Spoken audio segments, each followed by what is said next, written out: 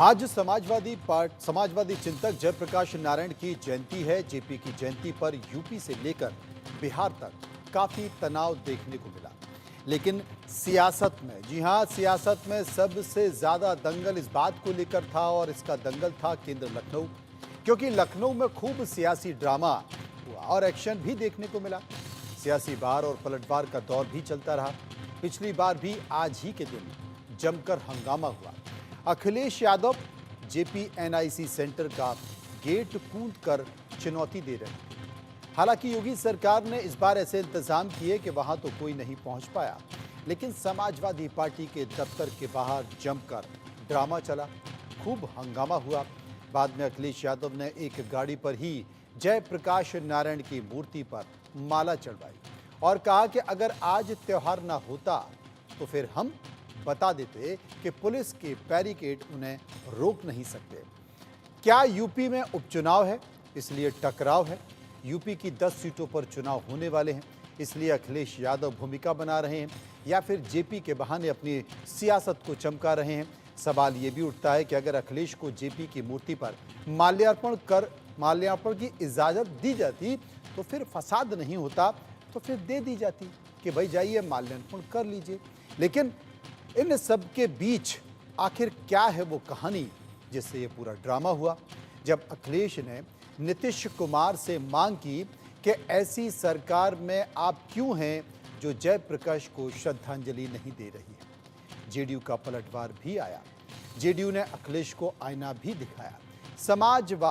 समाजवाद से परिवारवाद की डेफिनेशन भी समझा दी और इसी मुद्दे पर आज हम चर्चा करने की कोशिश करेंगे और जानेंगे कि जेपी के आखिर राजनीति क्यों हो रही है। जेपी पर लड़ाई उत्तर प्रदेश से लेकर बिहार तक पहुंच गई। अखिलेश यादव ने जेपी के बहाने नीतीश से बीजेपी का साथ छोड़ने की अपील कर दी, तो जेडीयू ने अखिलेश पर ही पलटवार कर दिया। नीतीश को जेपी का सच्चा सिपाही बताते हुए अखिलेश को आत्ममंथन करने को कहा गया। जेडीयू ने अखिलेश पर परिवारवाद का आरोप भी लगा दिया और वो आरोप किस तरह लगाया, सुनिए। बहुत सारे लोग, समाजवादी लोग सरकार में हैं जो सरकार को चलवा रहे हैं। बिहार के मुख्यमंत्री जी भी हैं समय समय पर। जननायक जयप्रकाश जी, उनके बारे में, वो उन्हीं के आंदोलन से वो निकले हैं। ये मौका मिला है उन्हें भी। ऐसी सरकार जो समाजवादियों को जयप्रकाश जयंती के दिन याद नहीं करने दे रही है, उस सरकार से समर्थन वापस ले लें। आप इस अवसर पर आप नसीहत दे रहे हैं नीतीश कुमार जी को, रिश्ते तोड़ने की सलाह दे रहे हैं। दरअसल बिहार के मुख्यमंत्री नीतीश कुमार तो लोकनायक जयप्रकाश नारायण के एक प्रमुख सेनानी है, उस आंदोलन के अगली कतार के नेता हैं। दूसरी तरफ बिहार में उन्होंने उन जीवन मूल्यों को अपनाया है। हमारे यहाँ परिवारवाद की आपको कोई गुंजाइश नहीं दिखेगी। व्यवस्था परिवर्तन के लिए जो महत्वपूर्ण कदम है सब नीतीश कुमार जी ने उठाए, लोगों का जीवन बदला। केंद्र में हम नरेंद्र मोदी जी के नेतृत्व में एनडीए के साथ हैं और बिहार में नीतीश कुमार जी की अगुवाई में एनडीए जेपी के जीवन मूल्यों के आधार पर काम कर रही है। फिर हमें रिश्ते तोड़ने की सलाह देने का मतलब क्या है? वहीं समाजवादी पार्टी के नेता शिवपाल सिंह यादव ने बीजेपी सरकार पर निशाना साधा और कहा कि सत्तारूढ़ बीजेपी पुलिस और सरकार के साथ मिलकर इसे दबाने के लिए बल का प्रयोग कर रही है। अगर जेपी की प्रतिमा पर माल्यार्पण समारोह होता तो इससे जयप्रकाश नारायण जैसे महान नेताओं की विरासत का सम्मान होता, जिसका जवाब योगी के मंत्री जयवीर सिंह ने यूं दिया। जेपी के नाम पर आज समाजवादियों को माल्यार्पण करना था, लेकिन भारतीय जनता पार्टी और प्रदेश की सरकार और पुलिस के बल पर जो दमन चक्र चला रही है, अगर वहाँ पर जेपी की मूर्ति पर आज माल्यार्पण हो जाता तो ये तो देखिए जो देश के महान लोग हैं, जयप्रकाश जी से लेकर के, अगर उन पर माल्यार्पण हो जाता तो उनका सम्मान हो जाता। लेकिन जानबूझ करके भारतीय जनता पार्टी की सरकार और अधिकारियों के बल पर ऐसे लोग, पुरुष और महान लोगों की मूर्ति पर का सम्मान नहीं करना देना चाहती है, तो क्या बिगड़ जाता अगर राष्ट्रीय अध्यक्ष और समाजवादी पार्टी के लोग केवल माल्यार्पण ही तो कर देते हैं, जबकि उन्होंने देखे संपूर्ण क्रांति का आंदोलन की शुरुआत की थी। तो उसी तरीके से भारतीय जनता पार्टी के खिलाफ समाजवादी पार्टी और राष्ट्रीय अध्यक्ष जी को भारतीय जनता पार्टी को हटाने के लिए अब नई क्रांति चलानी होगी। एलडीए की बात को सुरक्षा कारणों से स्वतः ही संज्ञान लेते हुए उस तरह का कार्यक्रम वहां जाने का, जबरन घुसने का जो पिछले साल ने किया, वो निर्णय नहीं लेना चाहिए था। श्रद्धांजलि जयप्रकाश नारायण जी को तो कहीं से भी की जा सकती है, कहीं से भी दी जा सकती है, और उनके जयप्रकाश नारायण जी के बारे में श्रद्धा का भाव, आस्था का भाव, सम्मान का भाव कहीं से भी प्रकट किया जा सकता है। इस तरह की हठधर्मी करना, इस तरह से जबरन प्रयास करना, जैसे लास्ट ईयर कूद फांद करके किया गया, वहाँ नुकसान पहुँचाना, वहाँ पुलिस वालों के साथ अभद्रता करना, ये मुझे लगता है कि समाजवादी पार्टी की जो फितरत रही है उसी का एक हिस्सा हो सकता है।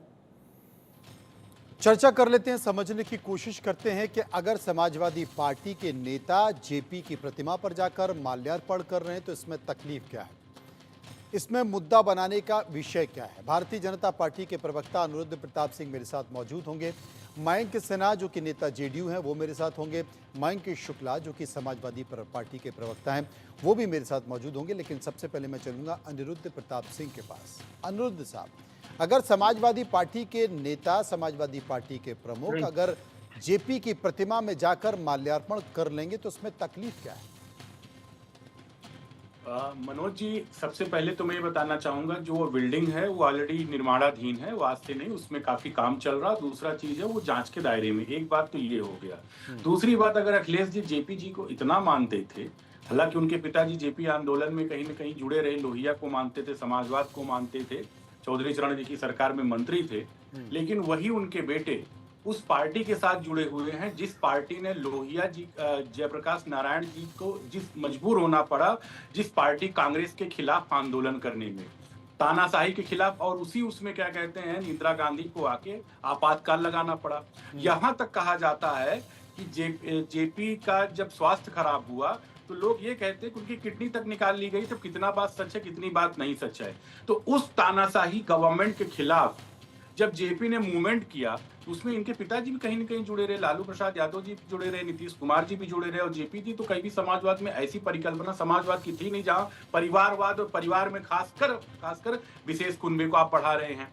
जाति के नाम पे आप परिवार बनाते, परिवार के ही लोगों को बढ़ाते जा रहे थे। तो एक उनका डबल स्टैंडर्ड दिखाई पड़ता है कि केवल एक होता है ना बखेड़ा खड़ा, विदनता, एक बखेड़ा खड़ा करना उनकी एक आदत सी हो गई। उनको लगता है कि राहुल गांधी के तरीके से एक नैरेटिव सेट करेंगे, चुनाव नैरेटिव का सेट करने का, चुनाव का अंजाम उन्होंने हरियाणा में राहुल गांधी ने देख लिया। अखिलेश यादव जी को गलती से कुछ सीटें मिली तो उनको भी आगे वाले समय में अंजाम देखने, क्योंकि नैरेटिव से नहीं चुनाव लड़ा जाता है। ये एक समय बीत चुका, आज हम 2024 में है, तो उनको लगता है कि भारतीय जनता पार्टी से कुछ चूक हुई, उनकी रणनीति में कुछ चूक हुई, उनको कुछ सीटें मिल गई, तो हमेशा एक नैरेटिव गढ़ते जाएंगे और उस पर उनको जीत हासिल होगी। मुझे जो लगता है कि केवल एक नैरेटिव गढ़ने का और एक होता है ना विदर्टावाद खड़ा करने का, कि बखेड़ा खड़ा करने की उनकी आदत सी पड़ गई है। चलिए, बखेड़ा खड़ा करने की आदत पड़ गई है। मयंक शुक्ला, मैं आपके पास आता हूं। मयंक शुक्ला मेरे साथ मौजूद हैं, समाजवादी पार्टी के प्रवक्ता, उन्हीं से जवाब ले लेते हैं। मयंक साहब, 74 में ये आंदोलन हुआ, गुजरात से आंदोलन हुआ, शुरू हुआ, और इसके मुद्दे क्या थे? इसके मुद्दे थे महंगाई, असमानता, भ्रष्टाचार, बेरोजगारी, ये 4 बड़े मुद्दे हैं। और उस समय की जो तत्कालीन सरकार थी गुजरात की, चीना भाई पटेल की, वो सरकार गिर गई।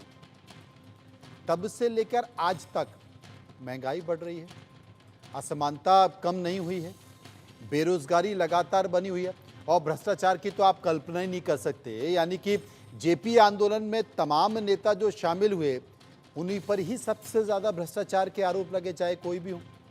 तो आज की स्थिति में इन मुद्दों के जरिए क्या कोई सरकार गिर सकती है?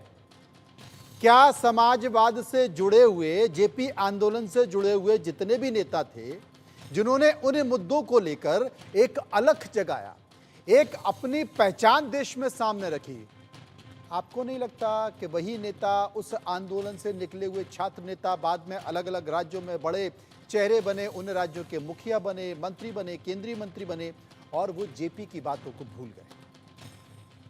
देखिए, संपूर्ण क्रांति का मतलब पहले तो समझ लीजिए राजनीतिक, आर्थिक, सामाजिक, सांस्कृतिक, बौद्धिक, शैक्षिक और आध्यात्मिक क्रांति की बात है। और मैं फिर कहना चाहता हूं कि भारतीय जनता पार्टी के प्रवक्ता जी अपने सवाल में ही अपना जवाब दे गए। हाई कोर्ट के आदेश से अगर वहां पे काम पे रोक लगी हुई है तो ये काम करा कैसे रहे थे, पहली बात।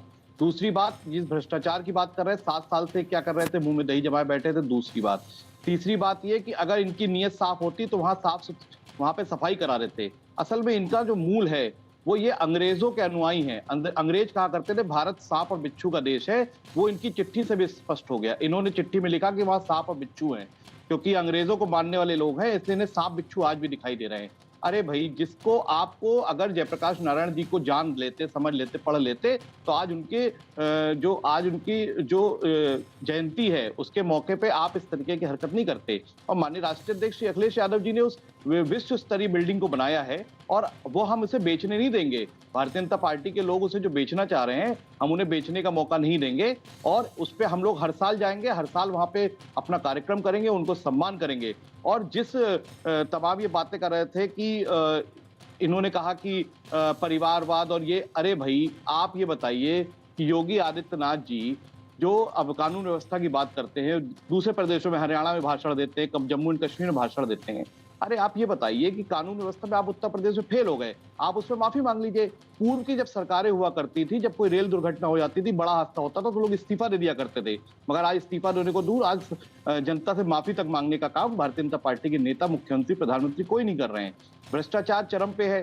जयप्रकाश नारायण जी ने जो काम किया था, उन्होंने जो आंदोलन किया था, उसमें उन्होंने उस सरकार के खिलाफ किया था और उस आंदोलन से निकले हुए जो लोग हैं वो मुख्यमंत्री और कैबिनेट मिनिस्टर बन गए। उसमें भाजपा के भी कुछ नेता हैं, शायद आपको नहीं पता होगा। तो इसलिए सामान्य ज्ञान ठीक करते हुए राष्ट्रीय अध्यक्ष श्री अखिलेश यादव जी को आप जान लीजिए। आपने एक बात और कही कि गलती से कुछ सीटें अखिलेश जी को मिल गई। समाजवादी पार्टी के राष्ट्रीय अध्यक्ष के नेतृत्व में हम लोगों ने 37 सीट प्राप्त करी है और इंडिया गठबंधन 43 सीटों पे है। और आप जनता जनार्दन के जनादेश को गलती कहते हैं, तो मुझे लगता है इससे आपकी अलोकतांत्रिक सोच स्पष्ट होती है। आपकी पार्टी, भारतीय जनता पार्टी की सोच स्पष्ट होती है। लोकतंत्र में आप विश्वास नहीं करते, संविधान में विश्वास नहीं करते। इसका खामियाजा अभी, मतलब कुल मिलाकर भारतीय जनता पार्टी ने समाजवादी पार्टी को आईना दिखाया, तो समाजवादी पार्टी ने भारतीय जनता पार्टी को आईना दिखा दिया। लेकिन मयंक सिन्हा साहब, आपको भी आईना दिखाने का काम अखिलेश यादव कर रहे हैं और वो कह रहे हैं कि आप ऐसी पार्टी को समर्थन दे रहे हैं जो जेपी की प्रतिमा को माल्यार्पण भी नहीं करने देती है। समर्थन वापस ले लीजिए। देखिए, सबसे पहली बात कि वो मध्य रात्रि में जयप्रकाश नारायण जी के एक दिन पहले जो है कि उसमें जाने का काम कर रहे थे। उनको इंतजार करना चाहिए था जयप्रकाश नारायण जी की जयंती का। और सबसे दूसरी बात यह है कि उनको आत्मचिंतन और आत्ममंथन करना चाहिए था। माननीय जयप्रकाश नारायण जी ने जो लोकतंत्र की परिभाषा और लोकतांत्रिक मूल्यों की परिभाषा का जो व्याकरण किया है, बताया है, और आपको ये देखना चाहिए थे कि उन्होंने क्या क्या बोला था कि परिवारवाद, वंशवाद, भ्रष्टाचार ये मुख्य चीज थे। तो उनको तो, अखिलेश जी को तो पहले आत्मचिंतन करना चाहिए। परिवारवाद चरम सीमा पर है उनके यहाँ। लोकसभा, राज्यसभा, नगर निगम, सब जगह जहां उनको मौका मिला उन्होंने अपने लोगों को एडजस्ट करने का काम किया। परिवारवाद उनका प्रमुख चीज है। तो सबसे पहले तो जब जयप्रकाश नारायण जी की बात को अगर वो मानते हैं, अगर वो मानना चाहते हैं, तो पहले तो परिवारवाद पर अपना जो है कि बताना चाहिए कि परिवारवाद का क्या है उनके यहाँ सिस्टम। तो पहले उनको तो खुद ही ये चीज दिखाना चाहिए था देश की जनता को कि हमारे यहाँ क्या है। और जो जयप्रकाश नारायण जी की आइडियोलॉजी थी, वहां से माननीय मुख्यमंत्री जी अग्रणी नेता थे और वहां से निकल कर आए और भारतीय जनता पार्टी के बहुत सारे नेता जयप्रकाश नारायण जी के आंदोलन से जुड़े हुए हैं। तो हमारा जो हमारा आइडियोलॉजी है और भारतीय जनता पार्टी दोनों बहुत बेहतर काम कर रही है बिहार में, और 10 साल से भारतीय जनता पार्टी केंद्र में सत्ता में है और उन्होंने बहुत अच्छा गवर्नेंस देने का काम किया है। जयप्रकाश नारायण जी के मूल्यों को स्थापित करने का काम किया है, परिवारवाद से दूर रहकर, और माननीय मुख्यमंत्री जी भी उसी का अनुसरण करते आए हैं। तो अखिलेश यादव जी को जरूर आत्मचिंतन करना चाहिए, आत्ममंथन करना चाहिए कि जो जयप्रकाश नारायण जी की आइडियोलॉजी है उसको स्थापित किए हैं कि नहीं। मयंक शुक्ला जी, कुल मिलाकर दोनों राजनीतिक पार्टियां ये आपसे कह रही हैं कि आत्मचिंतन आप करिए, कि आप कहां हैं, क्या आप उनके पदचिन्हों पर हैं, क्या आप उनके मूल्यों पर काम कर रहे हैं? आपको आत्मचिंतन करने की जरूरत है। नीतीश कुमार को पहली बात तो ये कि शायद प्रवक्ता जो हैं जेडीयू के, ये मुझे लगा पढ़ के नहीं आए हैं। एक दिन पहले भारतीय जनता पार्टी ने उसी स्थान पे कार्यक्रम करा और उसके बाद रात में वहां पे टिन लगाने का काम किया। तो माननीय राष्ट्रीय अध्यक्ष जी ने वहां जाके मौके पे दिखाया कि नीति और नियत क्या है। तो ये भाजपा को नहीं सवाल पूछ सकते कि एक दिन पहले वो वहां क्या कर रहे थे, क्योंकि गठबंधन में है, वर्तमान में अभी गठबंधन में, भविष्य इन्हें भी नहीं पता है, और अपनी मजबूरी होती है, वो चेहरों पे भी साफ नजर आती है, उनके चेहरों पे भी नजर आ रही है। और मुझे नहीं पता मयंक सिन्हा जी कितना क्या जानते हैं क्या नहीं जानते हैं, मगर इन्हें जान लेना चाहिए जयप्रकाश नारायण जी के आंदोलन से ही नीतीश कुमार जी, मुलायम सिंह यादव, तमाम बड़े बड़े नेता वहीं से निकल के आए हैं। और मान लीजिए कि इस पूंजीवादी सरकार को उखाड़ फेंकने का काम भारतीय जनता पार्टी की उसी विचारधारा के साथ हम लोग 2027 में 24 में भी उखाड़ दिया था। थोड़ी सी किस्मत सही रह गई, 2 बैसाखियां मिल गई हैं, तो समय काट रहे हैं। जिस दिन वो बैसाखी गिरेगी तो ये पूंजीवादी सरकार मुंह के बल गिर पड़ेगी। और 27 में तो हम इस सरकार को, भारतीय जनता पार्टी की, उखाड़ फेंकने का काम करेंगे। जयप्रकाश नारायण जी के किए हुए उनके विचारों को साथ में लेके जनता के हितों में काम करते हुए, शिक्षा चिकित्सा की बात करते हुए हम इनकी सरकार को उखाड़ फेंकेंगे। और जिस परिवारवाद की बात करते हैं, मुझे लगता है कि इन्हें भारतीय जनता पार्टी का परिवारवाद दिखता नहीं है। तमाम मुख्यमंत्रियों के बेटे विधायक सांसद हैं और यहाँ पे राजनाथ सिंह जी के बेटे नेता हैं, सब हम लोग राजनीति कर रहे हैं, मगर इन्हें वो परिवारवाद दिखाई नहीं देता है, क्योंकि इनका चश्मा गठबंधन का है, इससे इन्हें वो परिवारवाद दिखाई नहीं देगा। और अगर नहीं दिखाई देगा तो जनता इनको भी आईना दिखा देगी। अनुरुद्ध प्रताप जी, मैं आपके पास आता हूं। एक बात बताइए, क्योंकि अभी मयंक शुक्ला जी ने ये कहा कि भाई वहां पर जब हाईकोर्ट का निर्देश है तो फिर कंस्ट्रक्शन क्यों हो रहा है। दूसरी चीज़ है कि आपकी सरकार उसे बेचने का प्रयास कर रही है, हम बेचने नहीं देंगे, आधी रात जाने की बात है। और एक दिन पहले भारतीय जनता पार्टी वहाँ जाकर कार्यक्रम कर लेती है और दूसरे दिन आप समाजवादी पार्टी को कार्यक्रम नहीं करने देते हैं। ये इन बातों का जवाब दे दीजिए। मनोज जी, समाजवादी पार्टी के जो मित्र बैठे हुए हैं वो व्यक्तिगत ज्ञान सबको बता रहे हैं, किसके पास, जेडीयू के पास ज्ञान नहीं है, हमारे पास ज्ञान नहीं है। भाई, हम आपसे ज्ञान लेने नहीं बैठे हुए हैं, पार्टी के प्रतिनिधि के तौर पे आप बैठे हुए हैं। किसी का ज्ञान मत चेक करिए, ज्ञान चेक कर रहा तो अखिलेश जी का ज्ञान चेक करिए। अरे तो जवाब दीजिए ना, घुमा क्यों रहे हैं, चिल्ला क्यों रहे हैं? मत दीजिए। अरे मैं ज्ञान मत दीजिए, आप जवाब दीजिए ना उनकी बात का। मनोज जी, नहीं से डिबेट करा लीजिए। समाजवादी छोटी छोटी बातों से तो बुरा मान जा रहे हैं आप लोग। समाजवादी पार्टी का इस देश में बड़ी बड़ी घटनाएं घट रही हैं, बड़ी छोटी छोटी बात पे बुरा मान जा रहे हैं। नहीं, मैं बहुत शांतिक साथ डिबेट सुन रहा हूँ, आदत है। मैं मछली बाजार से डिबेट नहीं करता हूँ, मैं बहुत शांतिक साथ सुन रहा था। अगर सुनने का इनको साहस है, सुने। बोलिए। अखिलेश जी को ज्ञानवर्धन करना चाहिए। अखिलेश जी के पूज्य पिताजी मुलायम सिंह जी और तेजस्वी यादव के पिताजी लालू प्रसाद यादव जी, उसी क्या कहते हैं आपातकाल में जेल गए हुए थे, जिनके दोनों बेटे आज सरकार की लालसा में चरण चुम्बन की हुई कांग्रेस का बैठे हुए हैं। भाई, वो उनका क्या कहते हैं पग पघार रहे हैं कि कैसे हम उनका, राहुल गांधी का, प्रियंका वाड्रा का, कांग्रेस का चरण चुम्बन कर रहे हैं। मतलब शर्म आनी चाहिए उनके दोनों बेटों को कि कम से कम उस पार्टी के साथ खड़े हुए जो जेपी के आंदोलन जेपी ने उनके खिलाफ किया और उनके दोनों के पिता को क्या कहते हैं जेल भेजा। दोनों के पिता ने कहा कि दोनों के पिता के ऊपर आय से अधिक संपत्ति का मुकदमा दर्ज किया, लेकिन मजबूरी देखिए दोनों लोगों की कि दोनों लोग आज क्या कर रहे हैं कि कांग्रेस के चरण में बैठे हुए हैं और बात करते हैं। अरे भैया, इतना अगर मानने वाले होते हैं ना अखिलेश जी और क्या मुलायम सिंह जी कि वो तो जेपी का सबसे बड़ा विरोध क्या था, परिवारवाद के खिलाफ विरोध था। सबसे बड़ा आंदोलन का परिवारवाद के खिलाफ चला था। परिवारवाद में आप क्या बनाए कि आप डिबेट बैठ के कर रहे हैं, लेकिन कल को अगर राष्ट्रीय अध्यक्ष बनना होगा, मुख्यमंत्री कैंडिडेट बनना होगा, तो आपको नहीं बनना, क्योंकि आपके नाम के आगे शुक्ला लगा है। तो वो किसी यादव को बनाएंगे, वो भी यादव जो सफाई का होगा, वो दूसरा यादव जो अखिलेश के परिवार का होगा। अरे कहाँ मर्म पे हाथ रख दिया आपने उनके मर्म पर हाथ रख दिया।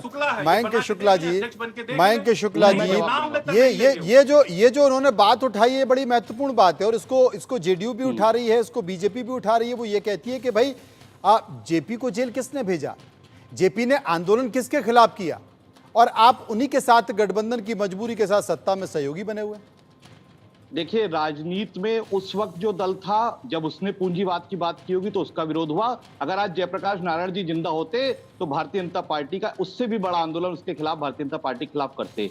और जो मैं बता रहा हूं कि ये भाजपा और कांग्रेस की बात कर रहे हैं, आज इनकी इतनी मजबूरी हो गई कि दोनों बैसाखियों के तलबे चाटने की मजबूरी है इनकी, भारतीय जनता पार्टी के लोगों की। ये तलबे चाट रहे हैं बैसाखियों के। और जो नीतीश कुमार जी हैं, वो कितनी बार गठबंधन तोड़ते हैं, क्या कहते हैं, अमित शाह कहते हैं मैं जीते जी मर जाऊंगा, मैं कभी इनके साथ, नीतीश के साथ समझौता नहीं करूंगा। नीतीश कुमार जी कह रहे थे मैं अपनी जान दे दूंगा भाजपा के साथ। तो जो तलबे चाटने और चरण वंदना की बात है, चरण चुम्बन जो वर्ड यूज किया, वो भारतीय जनता पार्टी और इन लोगों पर बेहतर यूज करते हैं, और इनको इसका इस्तेमाल भी करना चाहिए। मैं इनकी खुशी और इनके चेहरे के गम देख के समझ सकता हूं कि बेचारे बड़े दर्द में हैं। अब जो बात है उस पर जवाब नहीं देंगे। जेपी जयप्रकाश नारायण जी के नाम से बना हुआ जो बिल्डिंग है, वो जेसीएनआरसी, वो आज तक उसका उद्घाटन नहीं कर पाए, उसको शुरू नहीं कर पाए। 7 साल से उस पर कोई काम नहीं कर पा रहे हैं। इससे इनका साफ पता चलता है कि ये महापुरुषों का कितना सम्मान करते हैं। और भाजपा के लोगों को एक बात और जान लेनी चाहिए, इनके पास अपने कोई महापुरुष नहीं है। ये सारे महापुरुष किराए पे लेते हैं। इनके पास, इन्होंने सरदार वल्लभ भाई पटेल जिन्होंने आरएसएस को बैन करने का और बहुत खराब टिप्पणी करी थी, वो मैं नहीं कहना चाहता हूँ डिबेट पे, उनको जबरदस्ती अपनाने की कोशिश करी। बाबा साहब डॉक्टर भीमराव अंबेडकर जी को चरण वंदना करते घूमते हैं ये लोग। आप जयप्रकाश नारायण जी समाजवादी पुरोधा हैं, आप उनके नाम पे राजनीति करने, क्योंकि इनके जितने भी महापुरुष हैं वो सब जो इनकी विचारधारा में जब पीछे जाएंगे तो अंग्रेजों की मुखबिरी करने का काम करते थे। स्वतंत्रता सेनानी भाजपा के नेताओं पे बहुत आगे निकल गए, इसलिए मयंक शुक्ला जी बहुत आगे निकल गए। मयंक सिन्हा आपकी नाम राशि हैं, वो उंगली दिखा रहे हैं आपकी बातों को सुनकर। हाँ मयंक जी बताइए। देखिए, अभी कुछ दिन पहले मध्य प्रदेश का चुनाव था, विधानसभा का। बहुत समय हो गया भाई। कांग्रेस पार्टी यहाँ कुछ मतलब ज्यादा समय नहीं हुआ है, याद दिला दूं इनको कुछ रिकॉर्ड। अखिलेश यादव जी का फोन तक नहीं उठा रहे थे, अखिलेश यादव जी को इग्नोर कर रहे थे, और उनको जवाब मिला कि भाई हम आपके साथ गठबंधन नहीं कर रहे हैं मध्य प्रदेश में। तो अखिलेश जी ने बोला कि हम ऐसे छुटबैयों नेता के साथ बात नहीं करते हैं। कांग्रेस पर कमलनाथ जो मध्य प्रदेश के इंचार्ज थे और भावी मुख्यमंत्री थे, बन नहीं पाए, जनता ने उनको जनादेश नहीं दिया। तो उसी प्रकार ये लोग कब क्या बोलेंगे और दूसरे के गिरबान में तुरंत झांक लेंगे। अरे हमारा नेचुरल अलायंस है भारतीय जनता पार्टी के साथ, हम लोग लंबे समय से भारतीय जनता पार्टी के साथ। नहीं मयंक सिन्हा साहब देखिए, मयंक सिन्हा साहब भविष्य के गर्त में क्या है, अभी हाल के कुछ दिनों में तो खबरें चल रही है कि क्या वापस नीतीश कुमार फिर से चले जाएंगे। पिछले 10 साल के अंदर ये नेचुरल अलायंस कई बार अननेचुरल होके कई बार इसके पसीने छूट चुके हैं। यही शुक्ला जी का बीमारी है, यही समाजवादी पार्टी का बीमारी है। अब ये लोग वैध हो गए, बिना नब्ज छुए ही बीमारी बताने लग गए हैं। मयंक सिन्हा जी बेचारे, आप थोड़ा सा समझिए बात को। डिबेट में कुछ भी कह देते तो काम नहीं चलेगा। आप वहीं से बैठ के बीमारी बता रहे हो कि मयंक शुक्ला की क्या बीमारी है। आप मयंक शुक्ला की बीमारी थोड़ी ना बता रहे हो। मयंक शुक्ला सच बोल रहे हैं। मयंक शुक्ला ये कह रहे हैं कि अच्छाई, सच्चाई, नेकी, शिक्षा, चिकित्सा पे बात होनी चाहिए। आप करते रह जाएंगे। बिहार में आपने कहा कि भाजपा जो है घोर जातिवादी पार्टी है, भाजपा लगातार देश का, समाज का नुकसान कर रही है, और आज आप उनके फिर गठबंधन करके बैठ गए। अरे पार्टी राष्ट्रीय अध्यक्ष अखिलेश यादव जी पे उंगली उठाने से पहले 100 बार सोचिए और पूछ लीजिएगा नीतीश कुमार जी से भी। ऐसे नहीं होता है कि आपके सोच लेने से, कर लेने से, बोल लेने से कुछ होगा। जरा नीतीश कुमार जी से तो पूछ लिया कीजिए, वो भी तो बताएंगे आपको कि क्या बोलना है, क्या करना है। मुझे लगता है आप लोग बोलते बोलते ज्यादा आगे चले जाते हैं। और सुन लीजिए, भाजपा के साथ आपका अलायंस 5 साल पूरा होगा नहीं, फिर किसी डिबेट में बैठे मिलेंगे तो आपको घबराहट होगी। आप ज्यादा आगे चले जाते हैं। आप अपना चिंता कीजिए ना कि कांग्रेस के साथ हम तो अपनी चिंता कर रहे हैं। आज हम देश की सुनिए मिस्टर, आप मयंक सिन्हा जी सुनिए, सुनिए मैं कांग्रेस का मुख्यमंत्री बनाइएगा। सबसे बड़ी पार्टी है, आप नहीं है, हम अपनी चिंता कर रहे हैं। हमने उत्तर प्रदेश की पार्टी कांग्रेस अकेला 40 सीटें गठबंधन की है हमारी, इसलिए आप मत करिए। हम देश की तीसरी सबसे बड़ा दल अच्छा है। मयंक शुक्ला जी, एक बार मयंक सिन्हा बोल क्या रहे हैं, एक बार सुन तो लें उनकी बात को। उनकी बात सुनने समझ में आई नहीं रही, क्या कहना चाह रहे हैं, बीमारी बता रहे तो हैं। हमें भी समझ में नहीं आ रही क्या कहना है, इसलिए हम समझना चाह रहे हैं, सुन लेते ये हैं। बीमारी कौन सी बता रहे हैं कि मयंक शुक्ला की बीमारी मेरी क्या नब्ज देख के बता रहे हैं? ये कोई वहम अच्छा है? सिन्हा साहब, मयंक शुक्ला की बीमारी बता दीजिए, बीमारी क्या है? हाँ, कोई नहीं, नब्ज कैसे छुए इन्होंने कैसे पता कि चेहरा देख के बीमारी बता रहे हैं? बताइए। मेरी बात सुन लीजिए, पहले बात सुन लीजिए। ये फोरकास्ट कर दिए, ये भविष्य करता बैठे हुए हैं क्या कि आज जयप्रकाश नारायण जी जिंदा होते तो भारतीय जनता पार्टी को इग्नोर करते हैं। अरे उनकी विचारधारा जानते हैं ना, इसलिए तो कर रहे हैं। तो जयप्रकाश नारायण जी की विचारधारा जानते हैं तो उन्होंने वंशवाद परिवारवाद का बखान किया है ना, बताया है ना। तो हमने जवाब दिया, तो आप जवाब भी तो सुनिए, हम दे तो रहे हैं। आपने जवाब दिया। पारिवारिक पार्टी, परिवार की पार्टी, परिवार के मुखिया, परिवार के हर व्यक्ति राज्यसभा, लोकसभा, नगर निगम चुनाव, परिवार का राष्ट्रीय अध्यक्ष, परिवार का आपको प्रदेश का अध्यक्ष, सारा परिवार। ये जयप्रकाश नारायण जी की आइडियोलॉजी है। हम बताते हैं आपको, हमें जवाब भी तो सुन लीजिए। अरे सुन, अच्छा चलो बोल लो पहले आप। नहीं, आप बोलिए। अब पहले तो मुझे नहीं पता इन्होंने कौन सी नब्ज छुई जो मेरी बीमारी बताने लगे। आप ये बताइए कि अगर भारतीय ये आपकी जेडीयू अगर इतनी अच्छी आपको लगता है कि परिवारवाद के इतना खिलाफ है, तो कभी लालू यादव जी के साथ, कभी केंद्र में कांग्रेस के साथ, कभी किसी के साथ इतने गठबंधन क्यों करती है? तो सत्ता का लोभ लालच नहीं है आपको, ऐसा आपका कहना है। और मुझे लगता है मयंक सिन्हा जी को अपने शीर्ष नेतृत्व के भी संपर्क में रहना चाहिए। बहुत सारी बातें ये बिना जाने समझे बोल देते हैं, मुझे लगता है। और मैं फिर अपने मुद्दे पे आऊंगा कि लखनऊ का कैंसर हॉस्पिटल आज तक 7 साल में क्यों नहीं चला?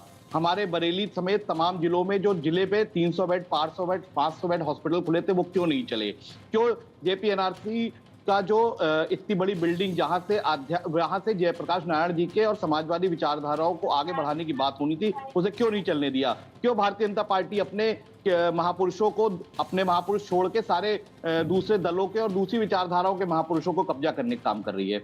इन बातों पे जवाब नहीं दे पाएंगे ये। इनके पास सिर्फ चंद रटी रटाई बातें है, उन्हीं को ये बोलते रहेंगे। धरातल पे अनिरुद्ध प्रताप सिंह मेरे पास, मैं समझ गया आप क्या कहना चाहते हैं। अनिरुद्ध प्रताप सिंह मेरे साथ मौजूद है। अनुरुद्ध जी, कहीं ऐसा तो नहीं कि उत्तर प्रदेश में जो भी बाय इलेक्शन होने वाले हैं कुछ सीटों पर, उन बाय इलेक्शन को लेकर, उन उपचुनावों को लेकर एक राजनीतिक हवा देने की कोशिश की जा रही हो, मुद्दा बनाने की कोशिश की जा रही हो? क्योंकि एक बात और कही थी अखिलेश यादव जी ने, उन्होंने कहा था कि आज अगर त्योहार नहीं होता तो हम बता देते कि हम हैं क्या। नहीं, ये तो उन्हीं लोगों का सपोर्ट करते हैं जो कहते हैं 15 मिनट के लिए पुलिस हटा दीजिए, हम बता देंगे। इनकी मानसिकता वही है। दूसरा चीज है कि दूसरे बात ये की कही जा रही कि सरदार पटेल जी, भाई हम लोग तो उनको भी पद्मश्री दिए जो कि कारसेवकों पे गोली चलवाए थे। राजनीतिक रूप से अलग बात होती, चर्चा अलग होती। मुलायम सिंह जी तो कारसेवकों को गोली चलवाए थे, उन्होंने कहा जरूरत पड़ेगा और गोली चलवाते हैं। उन्होंने, एक मिनट रुक जाइए, मैं बहुत देर तक सुनता हूँ आपको, कम से कम सुनिए, धैर्य रखिए, अच्छा डिबेट होगा। वो उन लोगों पर भी गोली चलवाए थे और उसके बाद कहे थे कि जिन बेटियों के साथ लड़कों से गलती हो जाती है, ठीक है, राजनीतिक रूप से उन्होंने जो बयान दिया उनकी आइडियोलॉजी है, भारतीय जनता पार्टी की अपनी आइडियोलॉजी है। हम लोग किसी और बात पे सम्मान आदमी करना चाहिए, क्योंकि अब चले गए तो सम्मान तो रखना ही चाहिए। मैं सिंपल सी एक साधारण सी बात है, अखिलेश जी जेपी को इतना मानते हैं, इतना जाके वो कर रहे हैं कि नहीं, वो क्या कहते हैं कि हम जाएंगे वहीं पे बंदर जैसे कूद के हम जाएंगे, माल्यार्पण करेंगे। अरे भैया, अपने घर पे भी कर सकते हैं। दूसरा चीज, जिस कांग्रेस को लेके ये आप पल्लू झाड़ के नहीं जा सकते हैं कि जो कांग्रेस जेपी को कुचला था, जेपी उनके अगेंस्ट मूवमेंट किए थे, आपके पिताजी यानी कि फर्स्ट जनरेशन जिन्होंने शिवपाल जी को चीफ मिनिस्टर नहीं बनाया, अरे भाई को नहीं बनाए, बेटे को बना दिए। मतलब धृतराष्ट्र ने दुर्योधन को ही दिया और किसी को नहीं दिया, महाभारत हो गया। और उसके बाद में आप कर रहे हैं, और जेपी का उसी खिलाफ सबसे बड़ा आंदोलन था, और आप अखिलेश जी उसी में चिल्ला रहे हैं बैठ के कि जेपी बहुत मानने वाले। तो ये जो डबल स्टैंडर्ड है ये चलता नहीं है। और उसके बाद में कि हम अच्छा कर रहे हैं, बुरा कर रहे हैं, ये है वहां है, ऐसा सिंपल सी बात है। जेपी को आप लोग नहीं मानते। आपने यादव जाति के आधार पर पार्टी बनाई, लेकिन सारे यादवों को आपने किनारे रखा, केवल अखिलेश यादव एंड फैमिली को आप बता दीजिए 50 होंगे। मैं तो वही पूछ रहा हूँ, आपके नाम का आगे शुक्ला लगा है? आप चाहे जितनी मेहनत कर लीजिए, चाहे जितनी बदतमीजी कर लीजिए, कितनी भी लड़ाई खा लीजिए, जूते खा लीजिए, सब कुछ आप गोली खा लीजिए अखिलेश के लिए, लेकिन अखिलेश यादव कभी आपको प्रमोट नहीं इसलिए नहीं करेंगे, बड़े पद पर राष्ट्रीय अध्यक्ष मुख्यमंत्री नहीं बनाएंगे वो, जब अपने सगे चाचा को नहीं बनने देते। जहां की पार्टी में ये स्थिति है, वहां पे उनकी मानसिकता पता चला कि जितने लोग जातिगत आधारित पार्टी बनाए, सब बड़े बड़े बंगले 5 साल में उनके तैयार हो गए, 500-500 करोड़ के आदमी हो गए भाई, ये इन लोगों का। और उसके बाद जेपी को लेके पूछते हैं, लोहिया को लेके पूछते हैं, लोहिया का परिवार अकबरपुर में कहां किसी को पता नहीं, जेपी का परिवार कहां किसी को पता नहीं है, लेकिन उनके नाम पे लालू प्रसाद यादव ये बड़ा सवाल है मयंक शुक्ला जी। उनका ये कहना है कि उनके परिवार की सुध आप ले लेते, माला चढ़ाने को लेकर बड़ा राजनीतिक स्टंट आप कर रहे हैं और बंदर की तरह कूद कर आप यहाँ पहुंच रहे हैं। देखिए, इनकी मानसिकता ही जूते चप्पल तक है, वहीं तक बेचारे।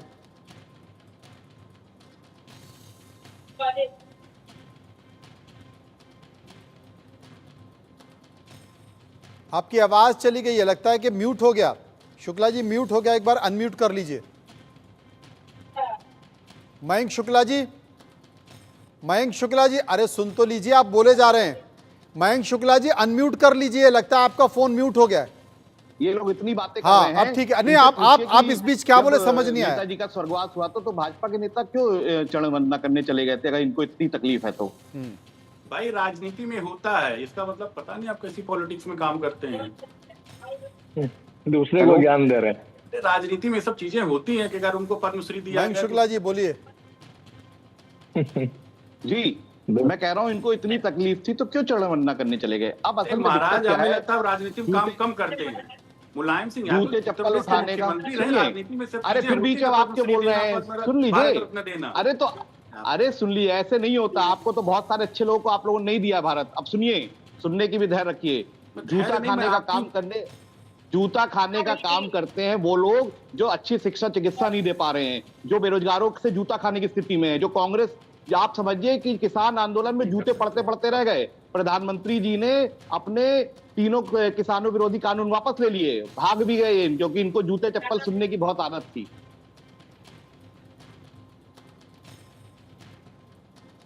लेकिन मयंक शुक्ला साहब, एक सवाल मैं पूछ रहा हूं, वो सवाल मेरा ये है कि आप देखिए 74 आज़ादी के बाद से छोड़ दिए, 74 के बाद से ही देख लीजिए, तब जब से जेपी ने आंदोलन किया और जेपी ने असमानता को लेकर, भ्रष्टाचार को लेकर, महंगाई को लेकर, बेरोजगारी को लेकर आवाज़ उठाई, 74 से ही मांग लिए, ना तो बेरोजगारी खत्म हुई, लगातार दिन ब दिन बेरोजगारी बढ़ती जा रही है, न महंगाई कम हो रही है, तब भी महंगाई थी और अभी तो महंगाई ने सारे रिकॉर्ड तोड़ दिए।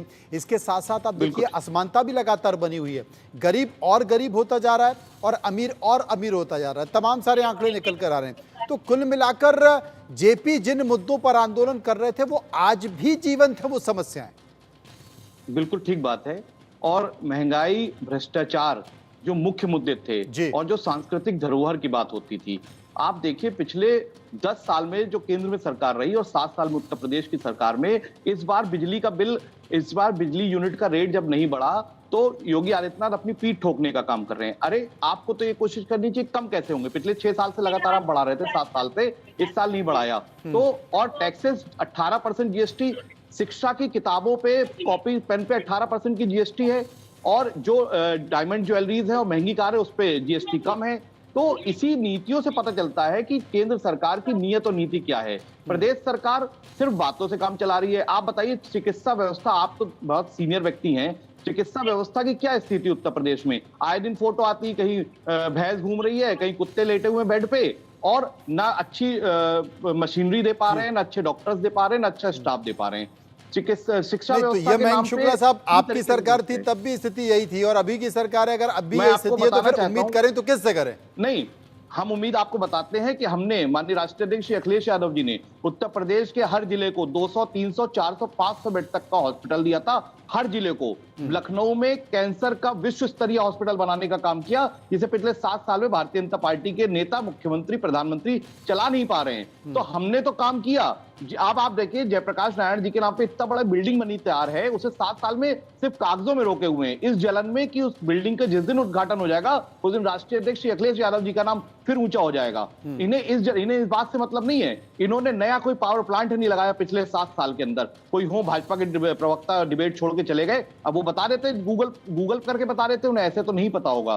तो धरातल पे भाजपा को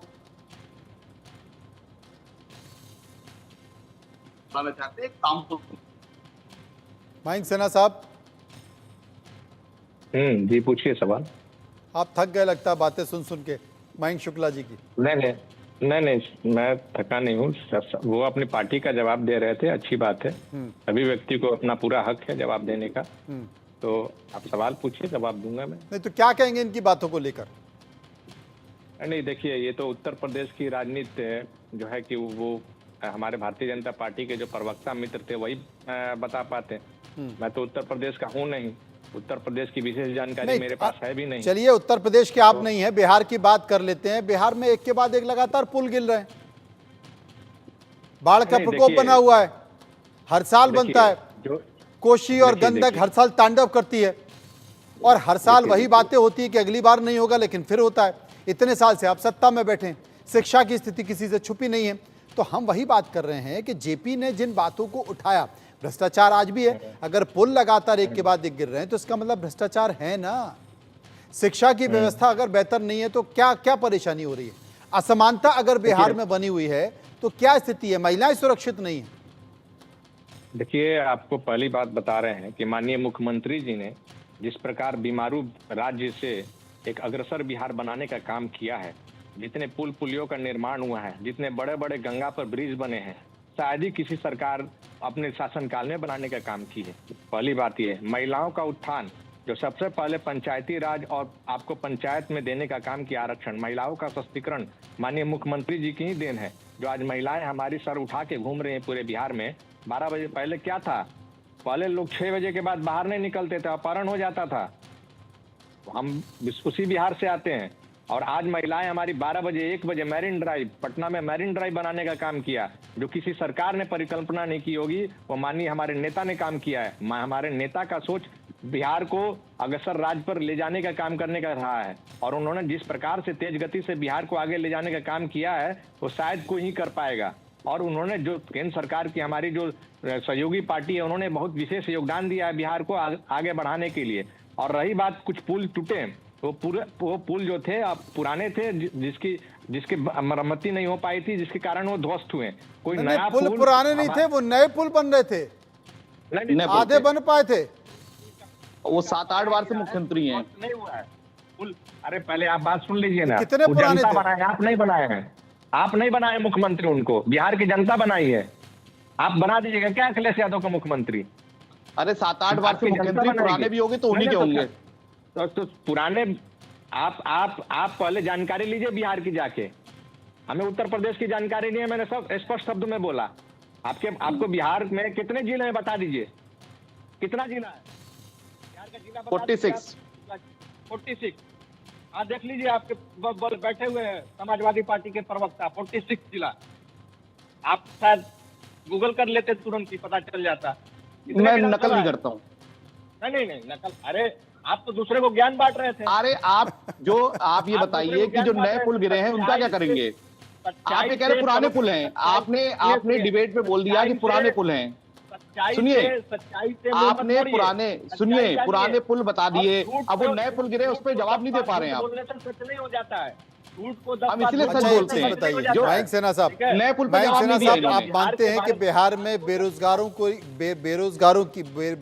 जो युवा हैं वो उनकी स्थिति बेहतर नहीं है, वो रोजगार के लिए दूसरे राज्यों में जा रहे हैं, और आप ये मानते हैं कि बिहार में बड़े पैमाने पर, हाल के कई सालों में बिहार में बड़े पैमाने पर पलायन हुआ है। पलायन तब होता है, आप भी उस दौर से गुजरे होंगे, जब बेहतर शिक्षा नहीं मिलती, तब जब बेहतर रोजगार नहीं मिलता, तभी ना पलायन होता है।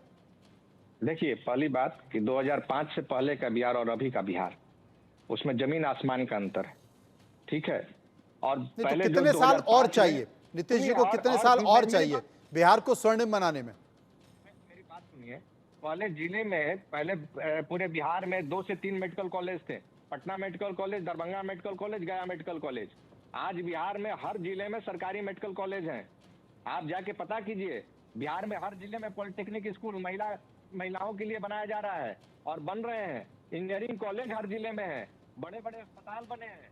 आपको बेतिया में बेतिया मेडिकल कॉलेज बना, सहरसा मेडिकल कॉलेज बना, पूर्णिया मेडिकल कॉलेज बना, पटना में मेडिकल कॉलेज की स्थापना हुई, सासाराम जहाँ से मैं आता हूँ वहाँ पर मेडिकल कॉलेज बना सरकारी। तो तमाम जगह पर हमारी सरकार ने बेहतर काम किया है, और इस सरकार ने जो काम किया है शायद ही कोई सरकार कर पाएगी। और जिस प्रकार से हमारे नेता हमेशा बिहार के विकास के बारे में सोचते रहे हैं, बिहार के विकास में हमेशा योगदान देते रहे, उनको ना परिवारवाद की चिंता रहती है, ना वंशवाद की चिंता रहती है, ना वो किसी भ्रष्टाचार में लिप्त रहते हैं। तो सबसे पहले बात कि दूसरे लोगों को अपने अंदर झांकना चाहिए, आत्मचिंतन करना चाहिए। जेपी के कोई अनुयायी रहे हैं जिन्होंने जिसका अनुसरण किया है तो माननीय मुख्यमंत्री नीतीश कुमार जी ने किया है, जो कभी परिवारवाद को बढ़ावा नहीं दिए, वंशवाद को बढ़ावा नहीं दिए, भ्रष्टाचार को बढ़ावा नहीं दिए। तो इस चीजों का हम इसको डंके की चोट पर करते हैं। कुल मिलाकर कोई मयंक व्यक्ति शुक्ला जो जी कर ये सकता है, क्योंकि दोनों राजनीतिक पार्टियों के प्रवक्ता साथ में थे, कुछ तकनीकी खराबी आ गई तो भारतीय जनता पार्टी के प्रवक्ता चले गए। कुल मिलाकर ये है कि जो सियासत हो रही है वो सियासत सिर्फ ध्यान दिलाने के लिए हो रही है। जो उद्घाटन जिस कैंपस में अखिलेश यादव गए थे और जेपी की प्रतिमा को माल्यार्पण कराना चाहते थे, वो निश्चित तौर पर अखिलेश यादव की सरकार के कार्यकाल में उसका उद्घाटन हुआ, उसको बनाने की प्रक्रिया शुरू की। तो वो बताना चाहते हैं कि देखिए ये हमारी पहचान है, ये हमने बनाया, और यहाँ पर अगर हम जाएंगे, अगर यहाँ पर एक बड़ा विषय होगा, चर्चा होगी, तो निश्चित तौर पर अखिलेश यादव ने जो काम किए उसकी भी चर्चा निकल कर होगी। और ऐसे तमाम प्रतिष्ठान हैं जिनको अखिलेश यादव ने बनाया, लेकिन भारतीय जनता पार्टी अब उन्हें आगे नहीं बढ़ाना चाहती, उन्हें रोकना चाहती है, और उन्हें संकेतों के तौर पर जनता के बीच में जाने देना नहीं चाहती। देखिए, पहले तो मैं 46 और 36 में कंफ्यूज हो गया था, 36 जिले हैं। खैर, अब मैं बताना चाहूंगा, भाजपा के नेता जो प्रवक्ता जी जो चले गए, उसके पीछे वजह ये थी कि वो खराब भाषा का उपयोग कर रहे थे। 38 उसमें 40 लोकसभा सीट है, उसमें सुनिए 40 लोकसभा सीट है, 200 ठीक है, 40 विधानसभा की सीटें हैं। हो गया आप, हाँ जिले 38 है, जिले 36 नहीं 38 है। ठीक, मैं आप सही कर लूंगा। ठीक है, आपको भी अभी थोड़ा समान ज्ञान ठीक करूंगा। मैं कह रहा हूं कि भाजपा के प्रवक्ता जी इसलिए चले, वो खराब भाषा का उपयोग कर रहे थे, लगातार चप्पल, जूता और चरण चुंबन और ऐसे शब्दों का उपयोग, तो सुन नहीं पाए जब मैंने उसका जवाब दिया उन्हीं की भाषा में। और रही बात, आपने इनसे पूछा पुल की बात, तो ये पुराने पुल बताने लगे। और अच्छा हुआ इन्होंने 2005 के बाद की बिहार की बात करी, अच्छा हुआ सन 47 में नहीं चले गए कि 47 से आज के बिहार को आप कंपेयर कर लीजिए। जब आप 7-8 बार मुख्यमंत्री रह लिए, आपके जमाने के बने हुए पुल ही पुराने हो गए होंगे अब, तो इसका मतलब वो भी भ्रष्टाचार है, भ्रष्टाचार में चरम पर है। मैं खैर बिहार की राजनीति पर नहीं जाना चाहता हूं। भ्रष्टाचार एक मुख्य मुद्दा था जयप्रकाश नारायण जी का, जिसके मामले में तमाम सरकारें फेल होती जा रही हैं। आप उत्तर प्रदेश की जनता ने परिवर्तन का मन बना लिया है। आप देखिए कि मुझे लगता है कि उसमें अभी बहुत समय है, आने वाला समय ही बताएगा शुक्ला जी, लेकिन ये जरूर है कि भ्रष्टाचार, आपने ठीक कहा, भ्रष्टाचार सबसे प्राथमिक मुद्दा था जेपी का। लेकिन इस बीच तमाम नेता जो जेपी आंदोलन से निकले वो अपने अपने राज्यों में प्रमुख भूमिका में रहे, मुख्यमंत्री भी रहे, लेकिन भ्रष्टाचार के संकेत आते रहे, वो दिखाई नहीं दिए। और इसे लेकर हालांकि राजनीतिक पार्टी एक दूसरे पर आरोप प्रत्यारोप भी करती रही। बहुत बहुत शुक्रिया करूंगा शुक्ला जी का।